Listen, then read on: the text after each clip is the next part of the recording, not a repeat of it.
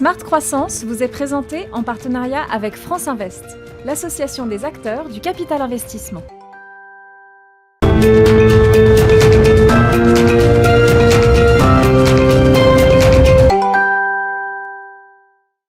Bonjour à tous, bienvenue dans Smart Croissance, votre rendez-vous consacré au capital investissement. Alors l'épisode du jour aujourd'hui est consacré à la parité dans ces métiers qui restent encore assez largement masculins. Pour en parler, j'accueille sur ce plateau Claire Chavrier, bonjour. Bonjour Ali. Vous êtes vice-présidente de France Invest et partenaire donc de cette émission. Et Stéphanie Chasseriau, bonjour. Bonjour. Vous êtes professeure associée à Schema Business School et co-titulaire de la chaire Femmes et Entreprises. D'abord, Claire, je voudrais que vous me fassiez un petit état des lieux. Quelle est exactement la situation, la place des femmes aujourd'hui dans la profession ? Alors, la place des femmes dans la profession, on la mesure chez France Invest depuis 10 ans. Donc, on a un petit peu de recul. Ouais. Et ce qu'on constaté depuis des années, c'est que... alors, je vais vous donner les chiffres de 2019, parce que c'est là qu'on a décidé d'être plus proactif. En 2019, en fait, on a 23% de femmes dans les équipes d'investissement. Donc, dans les sociétés de gestion, il y a des personnes qui investissent et puis il y a des personnes tout autour qui font aussi fonctionner les sociétés de gestion. Dans l'ensemble de ces sociétés de gestion, nous avions environ 38% de femmes. D'accord. Finalement, un chiffre assez honorable. Mais sur la partie investissement, donc les équipes... Les vrais métiers de la finance. Je dirais pas ça parce que les autres aussi sont oui, des métiers, mais en tout cas, bon. L'investissement, c'est décider d'accompagner une entreprise, une start-up, une PME, une ETI et mettre de l'argent dans une entreprise pour l'accompagner. Ouais. Donc, dans cette partie-là de l'investissement, 23% de femmes en 2019. Donc, ce sont des chiffres qu'on mesurait et le constat en 2019, c'est que ça n'avançait pas et qu'il ne se passait rien et que ce chiffre restait à peu près le même. Et donc, c'est au moment où on a fait ce constat, en 2019, on s'est dit, c'est pas possible. Il faut qu'on fasse quelque chose, il faut qu'on soit plus proactif, qu'on prenne le taureau par les cornes, qu'on mette en place des choses et qu'on s'engage en fait pour transformer la profession. Et c'est ce qu'on a décidé de faire en lançant notre charte, la charte France Invest en faveur de la parité, avec 30 engagements, donc des engagements pour les sociétés de gestion. Elle a été signée par 300 sociétés de gestion, donc c'est un très beau succès, qui s'engagent à transformer la profession. Vous me dites 300, c'est un très beau succès. Pardon, mais j'ai aucune idée de la proportion que ça peut représenter sur l'ensemble des sociétés de gestion et d'investissement en France. C'est plus 80% voilà. de sociétés de gestion. Okay, voilà. Effectivement. Donc c'est un engagement fort. Avec des mesures très concrètes, des objectifs chiffrés. Donc, on a des ambitions, puisque là, je vous parlais de ce chiffre de 23%. Notre ambition, c'est d'avoir 40% de femmes dans ces équipes en 2030. D'accord, oui, donc effectivement, donc il y a une belle progression, à effectuer. Et aussi d'avoir des femmes dans les postes de prise de décision. Donc, justement, décision d'investir dans tel ou tel secteur, dans telle ou telle entreprise. Et notre objectif, c'est d'avoir 30% de femmes dans ces postes de prise de décision à horizon 2035. Alors, pourquoi c'est un petit peu plus long ? Parce que ça demande un certain niveau de seniorité. Oui, bien sûr. Et évidemment, il faut du temps pour se transformer. Mais en tout cas, ce qui est très positif, c'est que déjà, on a un engagement de la profession, d'une part, et d'autre part, qu'on a mesuré un an après.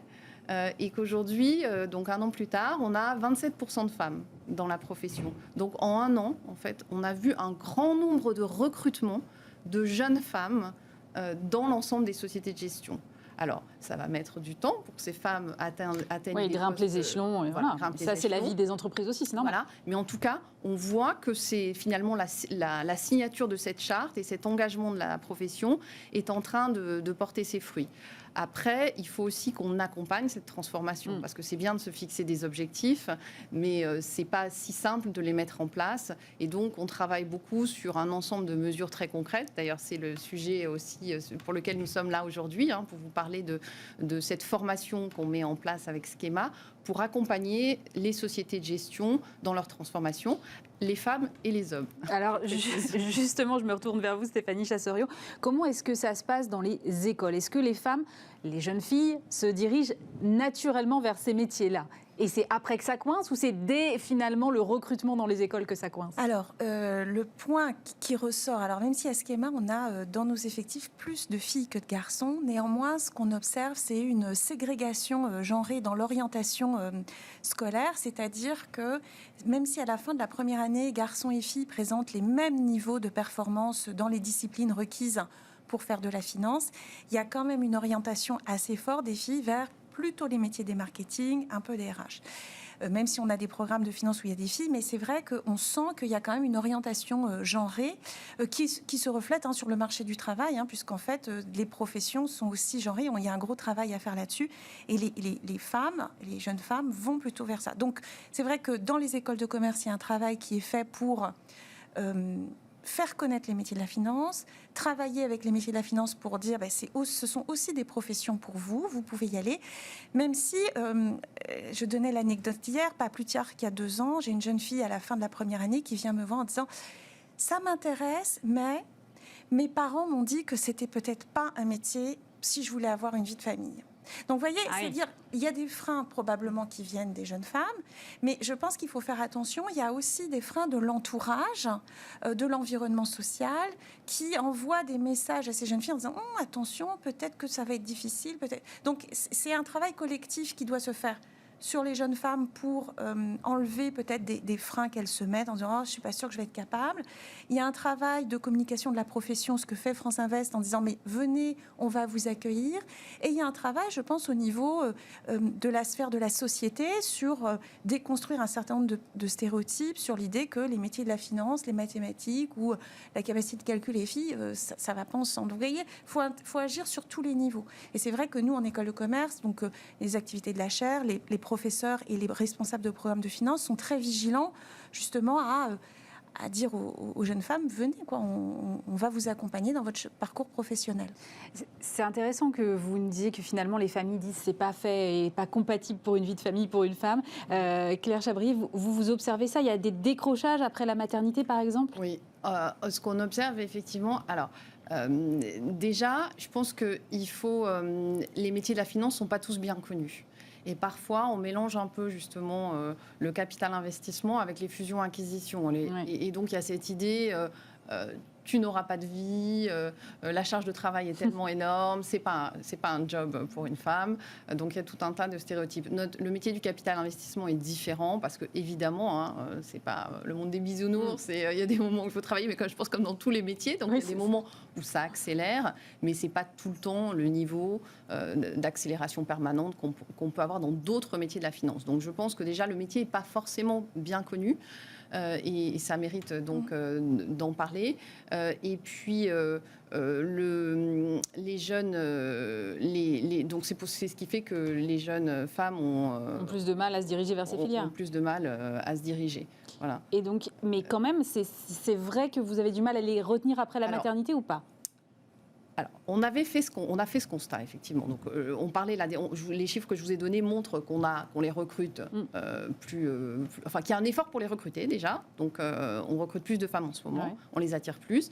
Et après, c'est vrai qu'on en perd au moment de la maternité. Alors, ça, c'est aussi lié à peut-être la difficulté de se projeter. Alors, on parlait des rôles modèles avec Stéphanie, mais c'est quand on est dans une organisation qui est encore très masculine, ce qui est le cas de nos professions, et que le mode de fonctionnement est encore très calqué sur une représentation masculine, c'est difficile de se projeter. Et je pense que les moments de maternité ou les moments où on a des jeunes enfants, évidemment, c'est des moments où on est plus sollicité. Et parfois, les femmes se disent « je ne vais jamais y arriver ». Parfois, elles partent avant. En fait, c'est ça aussi qui est intéressant. C'est qu'elles quittent la profession avant d'avoir rencontré le réel obstacle, en se disant « je ne vais jamais y arriver ». Et donc, c'est un a priori, c'est encore pire. Ma vie... ou alors juste au début de la grossesse, ou alors elles ont terminé, ou alors elles viennent d'avoir un jeune enfant, puis là elles se disent tout de suite, je ne vais pas y arriver, je pars, parce qu'elles n'ont pas vu l'exemple aussi autour d'elles de femmes qui arrivent, beaucoup d'exemples en tout cas de femmes qui arrivaient à franchir ces échelons. Donc je pense qu'il y a deux sujets là-dessus.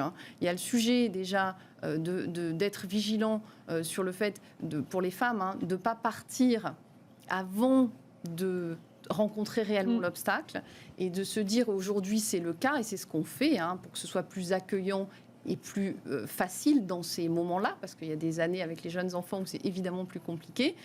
Donc, de pouvoir se projeter dans cet environnement-là, donc la capacité à se projeter. Et puis, d'autre part, il y a un effort à faire, effectivement, au sein des sociétés de gestion. Mais ça, je pense que c'est dans beaucoup d'autres organisations, hein, parce que le sujet est aussi pour les hommes. Hein. Aujourd'hui, je pense qu'il y a des papas, et dans le capital investissement, il y a aussi des jeunes papas qui ont envie de s'occuper de leurs enfants. Et heureusement, c'est très bien comme ça. Exactement. Donc en fait, quelque part, c'est un peu l'ensemble de l'organisation qui est en train de se transformer pour laisser de la place à ça. Mais ça demande effectivement de la communication, des efforts, des formations pour essayer de faire en sorte que les personnes ne lâchent pas à ce moment-là. Donc c'est beaucoup on essaie en tout cas, nous chez France Invest, à travers ces formations, de faire en sorte qu'on perde moins les femmes. Il y a aussi les thématiques de mentoring sur lesquelles on travaille beaucoup, en partenariat avec une autre association qui s'appelle Level 20, qui permet justement aux jeunes femmes de la profession d'échanger avec des pairs sur ces moments-là, qui sont ces moments un peu charnières, et de ne pas lâcher à ce moment-là, d'être accompagné dans ces moments où il faut arriver à se projeter dans la carrière, et ce n'est pas forcément évident. Stéphanie, comment est-ce que justement vous accompagnez, vous, ces jeunes femmes, pour essayer de les diriger un peu plus vers ces voies? On parlait de rôle modèle. Moi, j'ai réfléchi, c'est vrai qu'à part Christine Lagarde et Kristalina Georgieva, je ne voyais pas vraiment trop de femmes très emblématiques de la finance. Comment est-ce que vous leur parlez et finalement vous rendez ça accessible? Alors, il y a deux choses. Dans le programme France Invest que Schema élabore pour France Invest dans cet accompagnement des dirigeantes, on a eu le plaisir d'interroger 8 femmes du monde de l'investissement qui vont aussi permettre de contribuer à rendre réelles des images de femmes, des exemples de femmes qui réussissent dans la finance. Donc on a eu une très belle journée de tournage avec de magnifiques témoignages qui vont être partagés. Et ça a pour vocation de montrer aux jeunes femmes qui rentrent dans le monde de l'investissement et dans ce monde du capital investissement, de dire, ben vous voyez, on est arrivé en haut, on est là, on a des familles, on est épanoui. Le message que moi j'ai entendu lors de ces interviews qu'on a fait, c'est on s'amuse, on s'épanouit, c'est un monde de curiosité. Et ça, je pense que ça va aussi contribuer à déconstruire une image très rigide et figée de ce monde-là et de montrer, regardez, on est des femmes normales, dans le bon sens du terme. On a réussi, on s'éclate et venez nous rejoindre.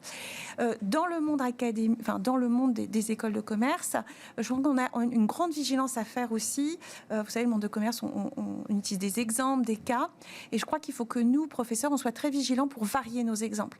Je veux dire, ça suffit, Steve Jobs, Bill Gates, vous voyez, enfin, je veux dire, à un moment donné, il faut qu'on élargisse nos exemples, de prendre des exemples de femmes dirigeantes. Alors, voilà, et bon exemple, j'ai oublié son nom, mais la dirigeante qui a créé Mattel, c'est extrêmement intéressant, parce que c'est une femme avec son mari qui a créé Mattel, et c'est très intéressant de suivre cette histoire. Moi, je l'ai dit tout à l'heure, je travaille aussi avec des réseaux de femmes entrepreneurs et dirigeantes, et l'idée, c'est de venir les faire témoigner, de montrer que c'est possible, de voir que finalement, on réussit à montrer des modèles féminins pour que ça ne devienne plus exceptionnel. Je crois que c'est ça, c'est qu'une fois que ça va être rentré dans l'environnement, mais voilà, ça ne sera plus exceptionnel qu'on voit une femme. C'est ça qui est important de construire. Donc il faut qu'on change nos référentiels. Merci beaucoup Stéphanie Chasseriau. Je rappelle que vous êtes professeure associée à Schema Business School et co-titulaire de la chaire Femmes et Entreprises, et Claire Chabrier, vice-présidente de France Invest. Merci de nous avoir suivis. Smart Croissance vous a été présenté en partenariat avec France Invest, l'association des acteurs du capital investissement.